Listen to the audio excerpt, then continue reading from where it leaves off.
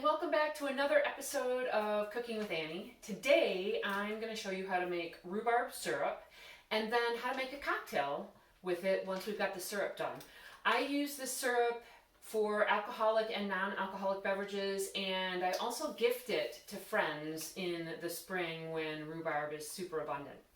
So I have a couple of huge plants in our backyard, and I thought I would, for those of you who've not seen how big these leaves are, when I was little we used to take these leaves and make skirts and hats and fairy houses, and how then you go to harvest them is you kind of rip the end of the stalk kind of away from the base of the plant, and then you just break the poisonous leaf away from the stalk, and I then deposit these leaves, I lay them out and around the plant itself, and I've got some blueberry plants right next to the rhubarb, so I use them as mulch. I've got some rhubarb cut here, and I thought I would show you how to cut them. It's a little bit like cutting celery, where you just slice down the big part of it and then large dice.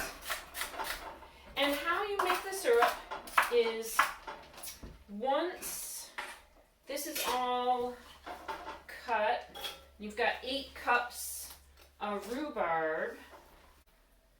So now I have 8 cups of rhubarb cut, and I'm going to put that in a larger than I really think I need pot with 2 cups of sugar. Now the reason larger than I think I need pot is that this has a tendency to boil over once it gets going. I'll put a lid on it, but I won't allow the lid to seal, and then we'll turn the heat on to about medium high, and we'll let this come to a boil for about 30 minutes, just long enough for the rhubarb to get broken down and all the fibers to kind of break up a little bit, and you'll see how quickly that comes. You can stir it every once in a while, and then once that's done, I'll come back to you, show you how to strain it, and then how to make the cocktail with the syrup. Be right back.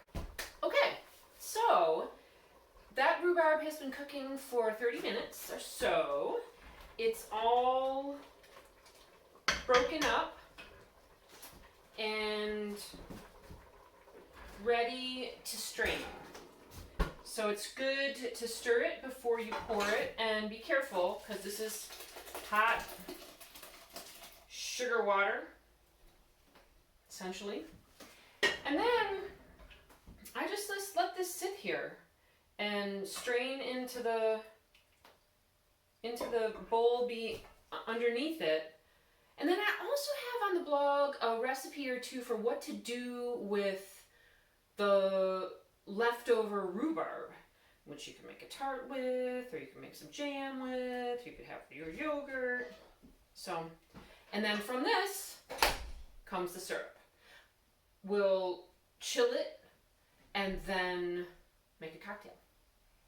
I'll show you how to do that next. Alright, so now that syrup is all done, let's show you one version of a squillion different cocktails that you could make. So I've got a little bit of mint from the garden, and I'm going to take some chilled syrup from the refrigerator and add that to the mint, and I'm going to muddle these two things together for a second. And then I've got some gin here and some peach seltzer water. So a shot of gin and then the seltzer. Now, I also I also have a little bit of ice. I'm going to shake those two things together.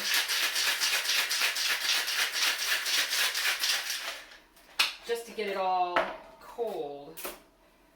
Pop it in to this old-fashioned glass that my mom, these used to be jam jars that my grandma had. This is how the jam, how actually bought jams in these glass jars, and this was the last of them. And a little peach. And then just super refreshing, super easy. So cheers everyone! A super refreshing drink for the beginning of summer. If you don't want to include alcohol in it, you absolutely don't have to. The recipe will be on the blog. And until next time, everyone, stay well.